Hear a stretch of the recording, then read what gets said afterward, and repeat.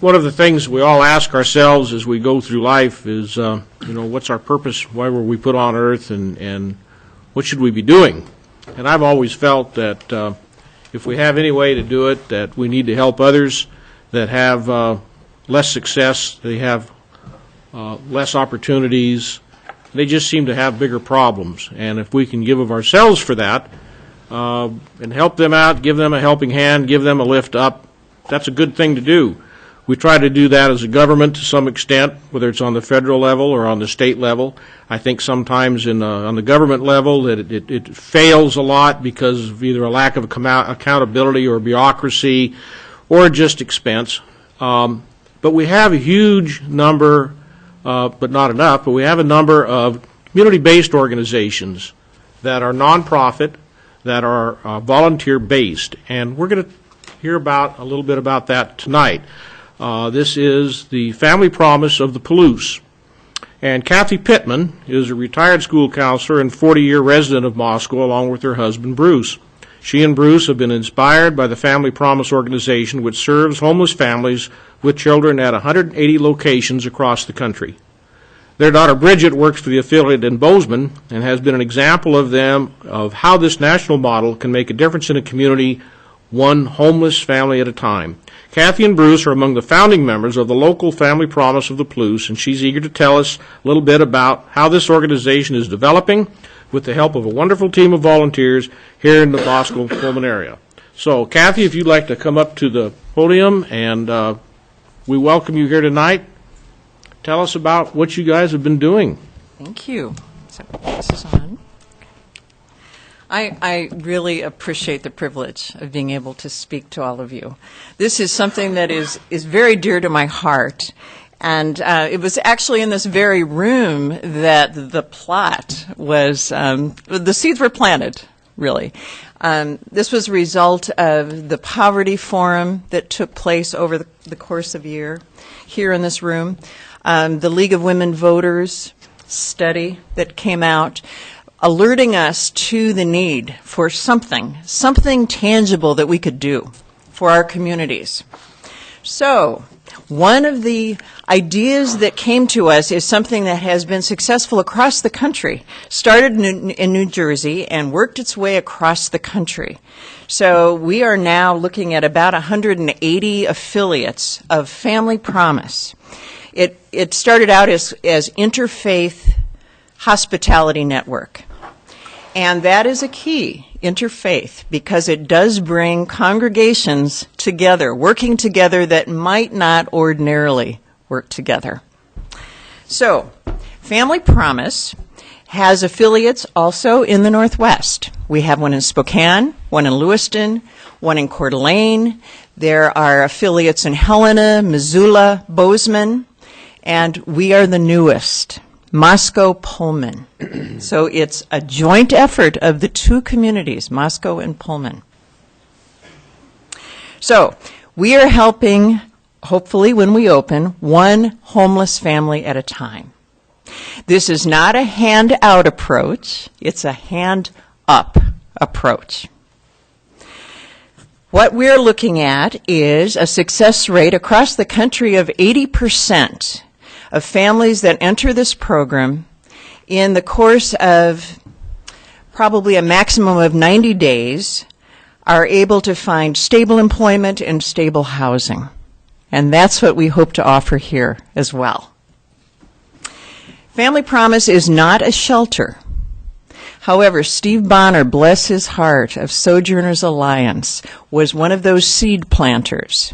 And he said, I'm turning 10 to 12 families away a week that we cannot house in our shelter, which only holds 2 families at a time. It's mainly for single men and single women. How can we keep families together? Family Promise, a non-governmental approach to homelessness. So, this is what happens. Families will be referred to Family Promise through agencies such as Community Action, Sojourners Alliance, the Hope Center, area churches and clergy. We will find out about these families, health and welfare, local social workers will be referring these families to us. We, by the end of the summer, hope to open. And at that time, we will have hired an executive director and a half-time social worker who will be housed in our brand new day center, thanks to another local entity that has helped us, Gritman. Their board of directors last month voted to give us space in the Wellness Center, the Martin Wellness Center. So we're going to be doing a little bit of remodeling and some redecorating, but we will have a wonderful area for families to spend the day, particularly the parents. So we're talking about 10 to 12 people, perhaps 3 or 4 families at a time, that will be served in this program when we open. Families are an adult and at least one child under the age of 18. They're screened carefully, background checks are done. When they're accepted into the program, they go by strict rules. As the parents are at the day center looking for jobs, the children will be in school or they'll be in daycare. At the day center, they're going to receive counseling, they're going to receive job skills help. It's going to be a place where they can work on the computers to do job resume work. They will receive parenting classes, budgeting help, all kinds of things to get them stabilized. So that will happen at the day center. There will be laundry facilities there for them, showering facilities. In the evening, they will be transported to a variety of congregations between Moscow and Pullman. One church at a time will host the families. They'll stay there all night with the help of a myriad of volunteers and then be bused back to the day center during the day. So that's how it works.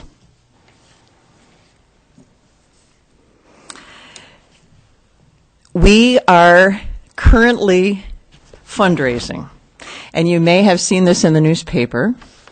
We had a very fun fundraiser a week ago Saturday in the St. Mary's Elementary School gym.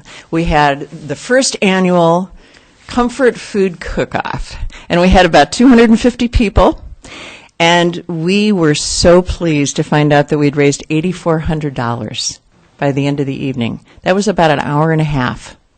But it was wonderful to see so many generous people having fun, enjoying music and food together. And next year we will have our second annual Comfort Food Cook-Off. We're also considering Cardboard Box City and taking advantage of the fact that we have 2 wonderful universities full of students who care about making a difference in our community and our world. So our idea is to pit the Cougars against the Vandals next fall during a football weekend and do Cardboard Box City, which is one of the projects that's nationwide that Family Promise is known for. And this will raise awareness about the issues of homelessness as well as raising money for Family Promise. We also rely on individual donations, contributions from area churches, and grants. Right now we have $20,000 in startup grants. So we will not open until we are financially ready. We don't want to rush this. So we are hoping to have 3 or 4 months worth of money for operating expenses before we open. Hopefully that will be by the end of the summer. The beauty of this model is that it brings coalitions of groups together that might not ordinarily work together. So we have Moscow Pullman, we have generations, college students, kids, families helping one another. We have Sojourners Alliance, Habitat for Humanity helping, Community Action Partnership, and we have all these interfaith groups working together. So it's a pretty exciting concept, I think, and we are raring to go with lots of volunteers waiting to be trained and waiting to serve our families as they come to us. Thank you very much. Well, Kathy, as you can see, we have a pretty good audience here, plus there's probably 15 or 20,000 people watching on television right now also.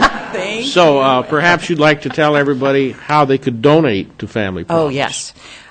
We actually have a website, and the website is on the back of our brochure, but the website is www.familypromisepalouse.org. And the website has lots of helpful information and current photographs of our recent fundraisers. We also have a post office box, 9389 Moscow, Idaho, that you can send money to. But you can send money on our website.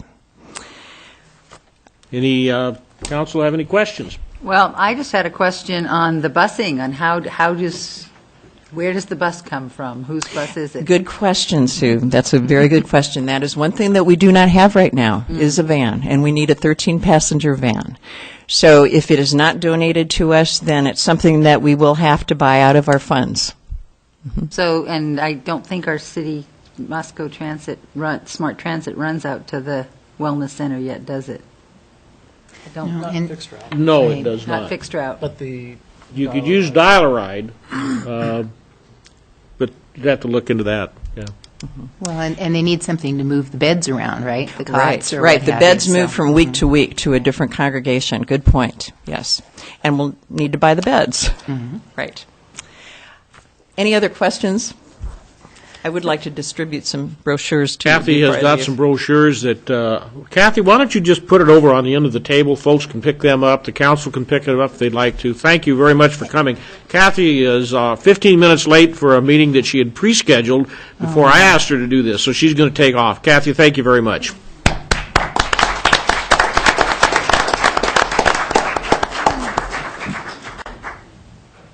And do Pledge of Allegiance. Oh, that's, okay, yeah, forgot about that. Thank you, How could I Kathy. forget that? Would you all join us in the Pledge of Allegiance, please? I pledge allegiance to the flag of the United States of America and to the republic for which it stands, one nation under God, indivisible, with liberty and justice for all. Thank you, Wayne. I think you can't be around Bruce or Kathy Pittman but a minute before you're just overwhelmed with enthusiasm to become involved.